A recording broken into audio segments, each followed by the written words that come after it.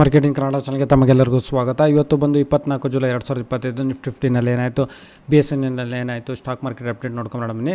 ಇವತ್ತು ನಿಫ್ಟಿ 50 ಸುಮಾರು 157.80 ಪಾಯಿಂಟ್ಸ್ಗಳ ಒಂದು ಇಳಿಕೆ ಕಂಡಿದೆ. ಕ್ಲೋಸ್ ಆಗಬೇಕಾದ್ರೆ ಸುಮಾರು 25,062.10 ಪಾಯಿಂಟ್ಸ್ಗಳಿಗೆ ಇವತ್ತು ಕ್ಲೋಸ್ ಆಗಿದೆ. ಹಾಗೆ ಸೆನ್ಸೆಕ್ಸ್ ನೋಡಿದರೆ ಸುಮಾರು 542.47 ಪಾಯಿಂಟ್ಸ್ಗಳ ಒಂದು ಇಳಿಕೆ ಕಂಡು ಕ್ಲೋಸ್ ಆಗಬೇಕಾದ್ರೆ 82,184.17 ಪಾಯಿಂಟ್ಸ್ಗಳಿಗೆ ಕ್ಲೋಸ್ ಆಗಿದೆ. ಹಾಗೆ ನಿಫ್ಟಿ 50ನಲ್ಲಿ ಯಾವೆಲ್ಲ ಕಂಪನಿಗಳ ಶೇರ್ಸ್ಗಳಲ್ಲಿ ಅತಿ ಹೆಚ್ಚು ಏರಿಕೆ ಆಗಿದೆ ಅಂತ ನೋಡಿದರೆ ಕೆಲವೊಂದಿಷ್ಟು ಶೇರ್ಸ್ಗಳಲ್ಲಿ ಇವತ್ತು ಏರಿಕೆ ಆಗಿದೆ. ಅದರಲ್ಲೂ ಝೊಮ್ಯಾಟೊ ನೋಡಿದರೆ 3.67% ಅಷ್ಟು ಏರಿಕೆ ಆಗಿದೆ. ಹಾಗೆ ಟಾಟಾ ಮೋಟರ್ಸ್, ಡಾಕ್ಟರ್ಸ್ ರೆಡ್ಡಿಸ್ ಲ್ಯಾಬೊರೇಟರೀಸ್, ಗ್ರಾಸಿಮ್ ಇಂಡಸ್ಟ್ರೀಸ್ ಶೇರ್ಸ್ಗಳು, ಹಾಗೆ ಸಿಪ್ಲಾ, ಟಾಟಾ ಕನ್ಸ್ಯೂಮರ್ ಪ್ರಾಡಕ್ಟ್, ಜಿಯೋ ಫಿನಾನ್ಷಿಯಲ್ ಸರ್ವಿಸಸ್, ಸನ್ ಫಾರ್ಮಾ, ಐಚರ್ ಮೋಟರ್ಸ್, ಹಾಗೆ ಟಾಟಾ ಸ್ಟೀಲ್, ಟೈಟನ್, ವಿಪ್ರೋ ಮತ್ತು ಪವರ್ ಗ್ರಿಡ್ ಮತ್ತು ಹಿಂಡಾಲ್ಕೋ ಇಂಡಸ್ಟ್ರೀಸ್ ಈ ಶೇರ್ಸ್ಗಳಲ್ಲಿ ಒಂದಿಷ್ಟು ಏರಿಕೆ ಆಗಿದೆ.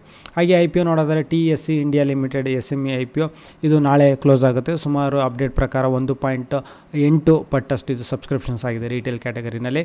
ಅದೇ ರೀತಿ GNG ಎಲೆಕ್ಟ್ರಾನಿಕ್ಸ್ ಲಿಮಿಟೆಡ್ ಇದಕ್ಕೆ ಒಂದು ಒಳ್ಳೆ ರೆಸ್ಪಾನ್ಸ್ ಬಂದಿದೆ ಅಂತ ಹೇಳ್ಬೋದು.